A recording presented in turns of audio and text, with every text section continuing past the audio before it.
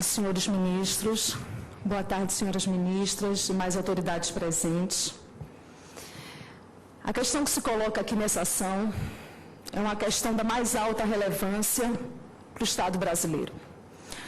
O que se discute nessa ADPF é se nós queremos implementar no Brasil um modelo de um Estado racializado, um modelo de um Estado em que os direitos das pessoas são divididos com base em um critério tênue no Brasil, como é a cor da pele.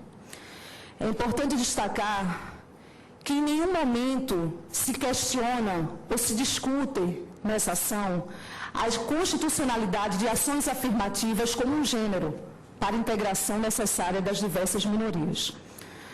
Não se discute também nessa ação que o Brasil adota um modelo de Estado social, que, em oposição ao Estado liberal, objetiva justamente a criação de um país mais justo, mais igual, mais solidário, mais fraterno. Não se discute também nessa ação a existência de racismo, de preconceito e de discriminação em relação aos negros na nossa sociedade. O que se discute, evidentemente, é qual é a melhor forma de integrar os negros no Brasil. Porque todos nós queremos a integração dos negros. Todos nós queremos a criação de um país melhor.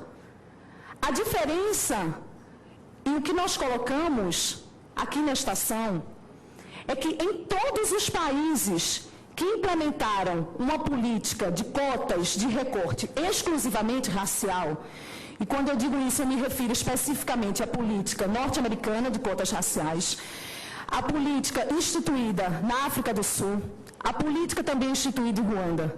Em todos esses países que implementaram cotas, houve antes um século de segregação institucionalizado. Houve sempre a definição por meio de lei daquele que era o beneficiário da medida. A questão que se coloca não é superficial.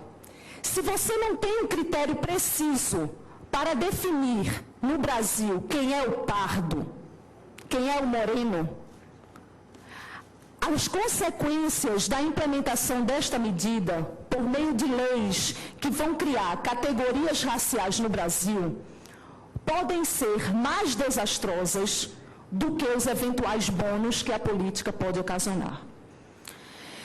Nos Estados Unidos, o critério para definição racial é o critério da gota de sangue.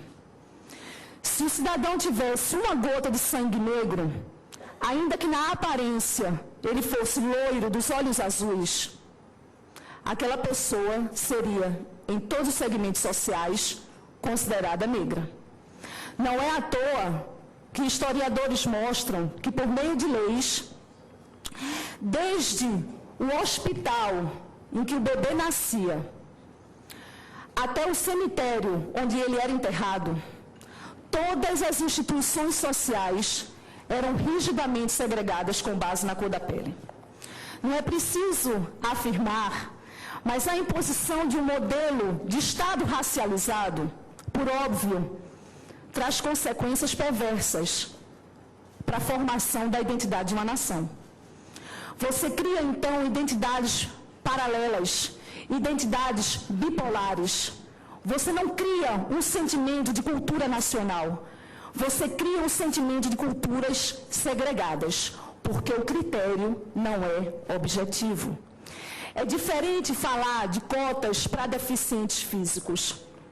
É diferente falar de cotas para idosos. É diferente falar de cotas para gestantes. Porque existem critérios objetivos que definem os beneficiários.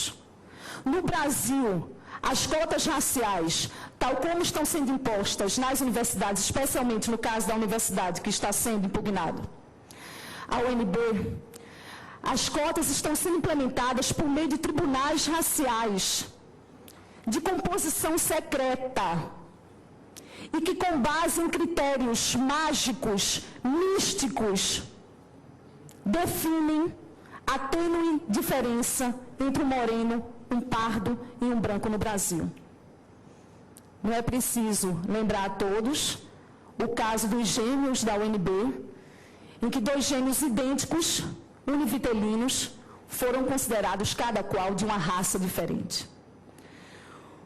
A declaração de 18 de julho da Unesco diz: menos que um fato biológico, a raça é um mito social.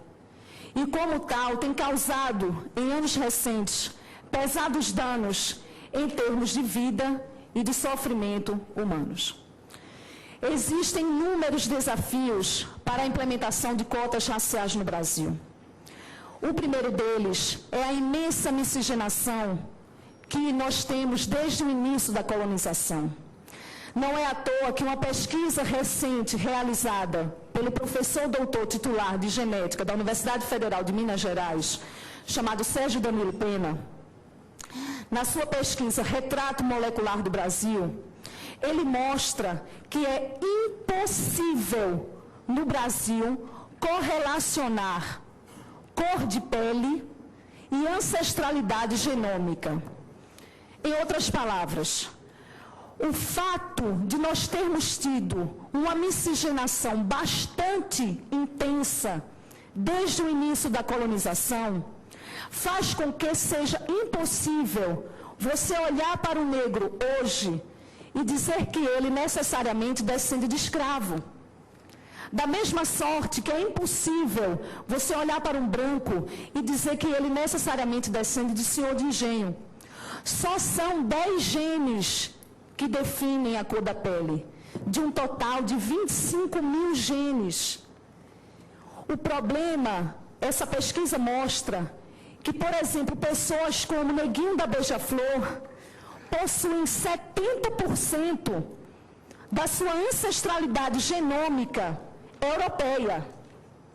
Então, Neguinho da Beija-Flor, Daiane dos Santos, Ilde Silva, dentre outras inúmeras personalidades que foram pesquisadas, mostram que, como só são 10 genes que definem cor, é possível que a pessoa, na aparência, tenha pele escura, mas que não necessariamente descenda de escravos no Brasil.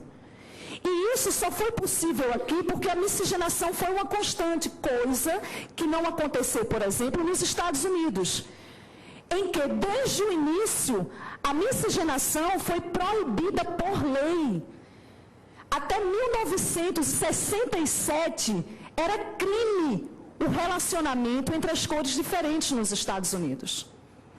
É preciso destacar que, mesmo com a regra da gota de sangue, nos Estados Unidos, só 10% da população é considerada negra.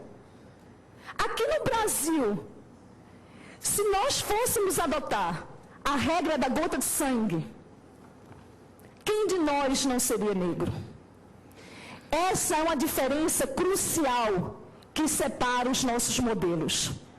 A verdade é que nós não precisamos implementar nesse país, no Brasil, um modelo de cotas que foi pensado para solucionar o problema de outras realidades.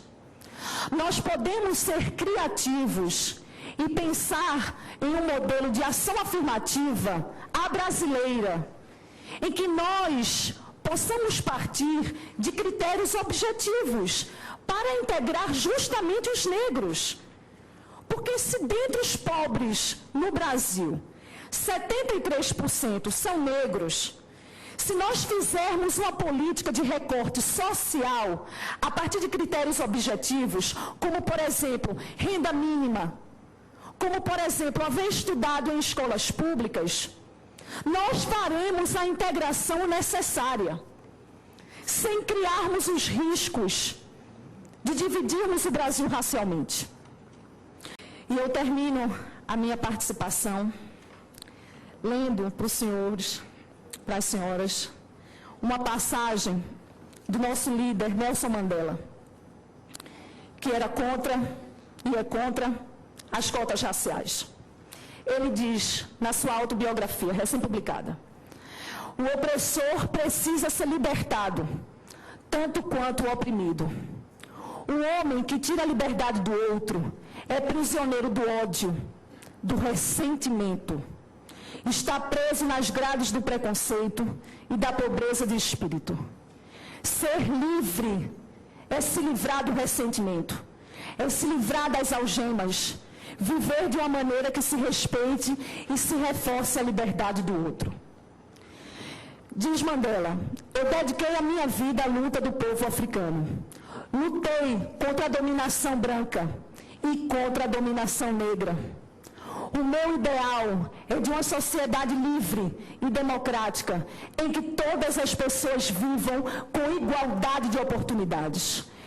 Esse é o ideal que move minha vida e que espero ser realizado. Mas, se necessário, é um ideal pelo qual estou preparado, inclusive, para morrer. Senhores ministros, senhoras ministras, não existe racismo bom. Não existe racismo politicamente correto. Todo racismo é perverso e precisa ser evitado.